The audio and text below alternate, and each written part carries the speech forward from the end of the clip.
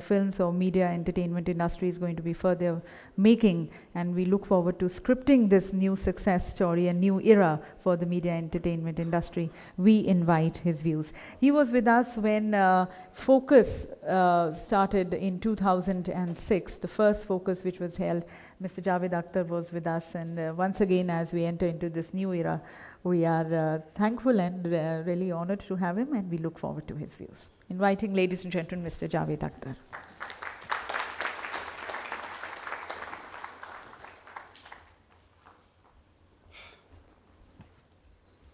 Good morning, ladies and gentlemen. I suppose it will help me if I confess at the very outset that I'm rather feeling nervous and inadequate, because after listening to so many percentages and figures, which are not my forte, that's for sure, I don't know how to put my point across. Like many of us, I am also a great admirer and fan of Mr. Puri. I think he has done a great service to the society. But with all due respect, I would like to disagree on certain points. Even when he gives the list of the stakeholders of 37,000 crores, he does not mention the content creator. If people who create content call themselves kings, it is sheer modesty. I'll tell you why. What is the definition of God, if there is any? Which I don't believe, but anyway, we have a word, so let's use it. God creates. Angels carry the message. At best, broadcasters are the angels. We are the gods. You see, what is the problem with the society? I'll talk about it later also through some other means, talking about the content of the film, what is coming today, and why, and what it tells about the society and economic development and so on. We have, one way or the other, entered industrial age, but we have entered industrial age with an age-old feudal mind. We are willing to accept superiors. We are willing to take inferiors. We have yet to learn what is equality. Equality is the quality of an industrial society. We have yet to learn it. As a matter of fact, I totally agree with Arunji when he says that these kind of unjust regulations and unjust laws are inflicted on an industry which is ready to flourish. But it is a chain of unjust rules and regulations. Let us see what these broadcasters, particularly, I won't say about, say, any news channel or paid news channel, because now we have two kinds, but entertainment channels. They are being given a raw deal by cable operators, by the government, where they are vulnerable, but we judge people where they are in better position. What do they do? You should see the contracts they get into with a musician or writer or a director. And you won't believe that these contracts have been made in a country where bonded labor is banned. They crib when they are weak, and they exploit ruthlessly where they are in better position. So it's a chain of exploitation. You cannot break the chain on one side and maintain it on the other side. That's not possible. A society is either just or unjust. A society either accepts equality or doesn't. If you will perpetuate exploitation, somebody else will exploit you. If you will repress, someone else who is in better position will repress you. Are we trying to create a healthy industrial society where there is sense of equality, fairness. That is what we lack. And it is reflecting everywhere. No point in complaining. Till we change our basic moral values, only then we will be able to fight it. We have these kings or gods or these ordinary minions called writers and composers. They have been able to convince the government and all the political parties that they have been given a very raw deal since years and years. And thankfully, a new law has come. A law that secures their basic rights, their right to royalty.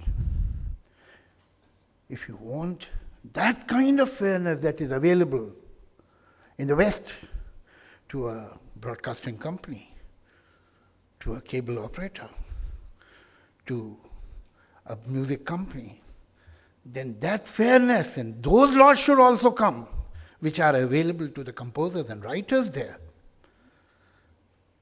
You can't do meetha meetha hap hap kadwa kadwa thu thu. That's not possible. The law has been passed. The bill has been passed unanimously. And I must thank the government and all the opposition parties. Without them, this would not have passed like this. Unanimously. The rules have been notified. And after that, most of the channels are dragging their feet. They are writing to each other. I have their emails with me, the copy of emails. How we can avoid or marginalize this law? How can we still make contracts which will deprive the creators of their justified legal royalty? This is a very unhealthy atmosphere. And I think, like charity, honesty should also begin from home. But this is lacking in our society. And look at our films.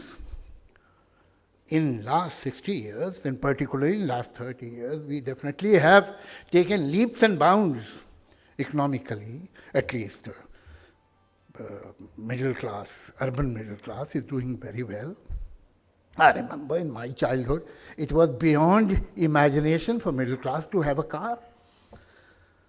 Now nobody talks about it. This is just a vehicle. Things have changed. But the society is splitting because of our carelessness, because we don't care. And then we pay for that. And we get surprised at why it is happening. Have you noticed that in the last 15 years, now I'm talking of the content because that is something I understand better. In an average Hindi film, the hero is not from the working class. In 50s, 60s, 70s, an average film had a protagonist who was a doctor or an engineer or a mill worker or a farmer or an unemployed youth or a lawyer. Now our hero doesn't do anything. He is just a rich man who lives in a palatial house, and when he comes out, he is not on Indian street because some wretched poor man may cross the frame. So he is in Switzerland. Why? Now films have ceased to be a secular medium. The films are being made for a certain class. We have 1,600 multiplex screens. 1,600. Multiplexes? No. Multiplex screens. And we have 14,000 theatres. just a couple of years back, or maybe last year, there was some kind of a dispute between the producers and the multiplex owners about the percentages and so on. And there was a kind of a strike, and for almost 2 months, no film was released because of the 1,600 multiplexes. But you have 14,000 theaters. So what's the problem? The problem is that the money is here in 1,600 multiplex screens. Does it tell you something about your economy, about your economic development? Those 14,000 theaters are not good enough. These 1,600 screens matter. It reflects everywhere. That is why, if I am not getting money from the lower middle class, why should I make a film about them? When I had joined film industry, my seniors used to tell me that if you want to be a writer, write a script which will do well in small towns, because that is where the money is. In big cities, the rentals are so high. In any case, how many big cities we have? And besides that, the rentals are so high that we don't get any money. The money is there. In 40 years, the mantra is standing on its head. Now, I don't want to name the producer-director who told me in as many words that I don't care if my film doesn't release in UP, Bihar or Madhya Pradesh. As long as that film does well in metros and diaspora is happy with my film, I'm home, safe and dry. What is he saying? He's not a sociologist. He's not an economist. He's not a political scientist. He is a film producer, but has an ear to the ground. What is he saying? He is saying 75% Indians don't matter. This is our development. So I think the writers and composers should not crib, because 75% Indians are treated like that. Can you imagine? And this reflects on everything. This will reflect even on news channels. How can news channels go against those who give them advertisements? How can news channels not take care of that viewer who will buy these products? It's illogical. So who has time for Kala Handi? Who has time for village problems? Villagers are not buying the products. They don't have money. That is a vicious circle. You can't blame an individual. You can't blame one person, one institution, one company, one channel, one CEO, one chairman. Sorry, that will be wrong. That won't be fair. Because he is also the part of this chain. He is also chained. He is not a free person. But this economic exploitation, this discrimination, this inequality has to be eliminated. Only then you can have a healthy media. A healthy media is possible in a healthy society. Healthy media doesn't exist in a void. A flourishing, real media with conscience can only survive in a society with a conscience. And how do we work towards that?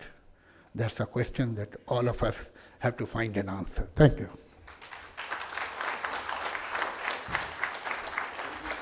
Thank you, sir, for your very engaging talk.